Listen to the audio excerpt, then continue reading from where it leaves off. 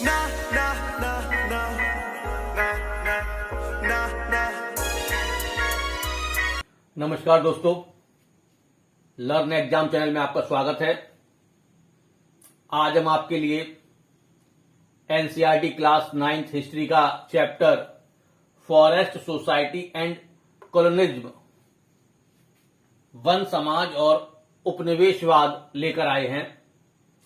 इस चैप्टर के question answer को देखेंगे और हम उसमें देखेंगे कि उपनिवेशवाद के दौरान भारत में और इंडोनेशिया में वन समाज के साथ और वनों के साथ किस प्रकार का व्यवहार उपनिवेशीय सरकार ने किया। तो हम शुरू करते हैं। What do you mean by deforestation? Deforestation का क्या अर्थ है? तो यहां आप देखेंगे, deforestation refers to the cutting of forest। जब जंगलों को काटा जाता है तो इसे डिफॉरेस्टेशन कहते हैं, और जब जंगलों के लिए पौधे लगाए जाते हैं तो उसे एफॉरेस्टेशन कहते हैं। Next question, give any 4 local terms for shifting agriculture. Shifting agriculture के लिए अलग अलग समाजों में जो नाम इस्तेमाल होते हैं उनमें से कुछ आपको बताने हैं, 4 बताने हैं। तो इसमें आप देखेंगे कि ढैया, पेंडा, झूम और कुमरी, ये 4 प्रमुख शिफ्टिंग एग्रीकल्चर के नाम हैं। शिफ्टिंग एग्रीकल्चर को इंग्लिश में स्लैश एंड बर्न एग्रीकल्चर भी कहते हैं। भारत के कुछ क्षेत्रों में से झूम कृषि भी कहते हैं। नेक्स्ट क्वेश्चन देखिएगा, why are mahua trees precious? महुआ के पेड़ क्यों मूल्यवान हैं? Mahua trees are precious because they are an essential part of village livelihood. The flowers of the trees are use to make alcohol. Mahua tree के फूलों का इस्तेमाल एल्कोहल बनाने में किया जाता है। The seeds are use to extract oil for cooking purpose and lightning lamp. और महुआ के बीजों का तेल निकाला जाता है जो कि खाने के इस्तेमाल में आता है, खाद्य तेल के रूप में, और लाइटनिंग के लिए यानी कि दीपक वगैरह जलाने के लिए काम में आता है। अगला question, which forest were regarded as the best forest? तो आंसर है reserve forest were regarded as the best forest. Next question, in which city of India the imperial forest research institute was set up? Imperial forest research institute जो है भारत में किस शहर में स्थापित की गई थी? तो ये देहरादून में स्थापित की गई थी 1906 में। Next question, name the species of trees that was suited for building ship and railway sleepers. तो इसमें जो नाम है लकड़ियों का, पेड़ों का, उसका नाम है टीक एंड साल। टीक और साल के जो पेड़ हैं उनकी लकड़ी पानी के जहाज और रेलवे स्लीपर बनाने के लिए बहुत ही उपयोगी होती है। Next question, who was the leader of rebel foresters in Andhra Pradesh? Andhra Pradesh में जो जनजाति समाज के लोगों ने विद्रोह किया उसका नेता कौन था? तो उसके नेता थे अल्लूरी सीताराम राजू। तो आप लिख सकते हैं Alluri Sitarama Raju was the leader of rebel foresters in Andhra Pradesh. Next question, which place did Birsa Munda belong to? Birsa Munda का संबंध किस स्थान से था? बिरसा मुंडा बिलोंग टू छोटा नागपुर रीजन, छोटा नागपुर क्षेत्र के थे। Next question, what was called the fee paid by people from one village to another? तो इसका आंसर है the fee paid by people from one village to another was called Devsari and Dand. Next question, name the plants which were known as secret groups. उन पेड़ों के नाम बताएं जो है पवित्र उपवन के रूप में जाने जाते हैं। तो उसमें नाम है सरनाज, कान, राय, देवारा कुडू। ये जो है पवित्र उपवन के रूप में इन पेड़ों को और इनके जंगलों को जाना जाता है। Next question, name any 2 factors responsible for deforestation. Deforestation के लिए कौन से कारक उत्तरदायी रहे हैं? तो इसमें पहला एक है इंक्रीजिंग पॉपुलेशन यानी बढ़ती हुई जनसंख्या, और दूसरा इंडस्ट्रियलाइजेशन यानी कि औद्योगिकरण। इनके लिए जो है जंगल काटे गए। Next question, by which name shifting cultivation is also known in Sri Lanka? Sri Lanka में शिफ्टिंग एग्रीकल्चर को किस नाम से जानते हैं? तो उसका आंसर है चैना नाम से जानते हैं। नेम सम प्लांटेशन क्रॉप, कुछ प्लांटेशन क्रॉप के नाम बताइएगा।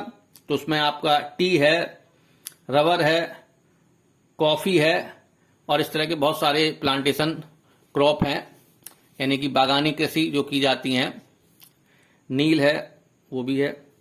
आगे देखिएगा अगला question, how many tigers were shot dead by A British officer named George Yule? George Yule के द्वारा, जो एक अंग्रेज अधिकारी थे, कितने टाइगर्स को मारा गया? तो आंसर है 400 टाइगर्स उन्होंने शूट किए थे, यानी कि उनका शिकार किया था, हंटिंग किया था। Next question, where is Bastar located? Bastar कहां स्थित है?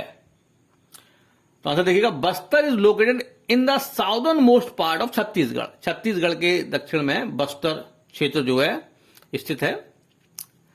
Next question, name the tribal communities live in Bastar? Bastar में रहने वाली जनजातीय समाजों के नाम बताएं। तो जो है कई सारे समाज बस्तर में, जनजातीय समाज रहते हैं। तो इनमें जो प्रमुख हैं, मारिया एंड मूरिया गौड़, और दूसरा धरवार, भतरास, हलवास, ये बस्तर रीजन के प्रमुख ट्राइबल कम्युनिटी हैं। Next question, which island is known as the rice producing island? Rice producing island किस आइलैंड को कहा जाता है? तो आंसर है इंडोनेशिया को राइस प्रोड्यूसिंग आइलैंड कहा जाता है। Next question, who was Dietrich Brandis? Dietrich Brandis कौन थे? तो देखिएगा, Dietrich Brandis was a German expert who was invited by the British to India for advice. The Britishers made him the first Inspector General of Forest in India. यानी कि India के पहले forest inspector general थे forest के, डेट्रिच Brandeis, और इनको जो है साइंटिफिक फॉरेस्ट्री पर सजेस्ट करने के लिए बुलाया गया था। Next question, what was the prime aim of Brandis system of scientific forestry? तो आंसर है, the prime aim of Brandis system of scientific forestry was to restrict felling of trees and grazing so that forest could be preserved for timber production. Next question, who was Shorontico Shaman? Shorontico Shaman कौन थे? ये Indonesia से related थे। देखिए, Shorontico Shaman was a villager who lived in Randublantung village, a teak forest in Indonesia.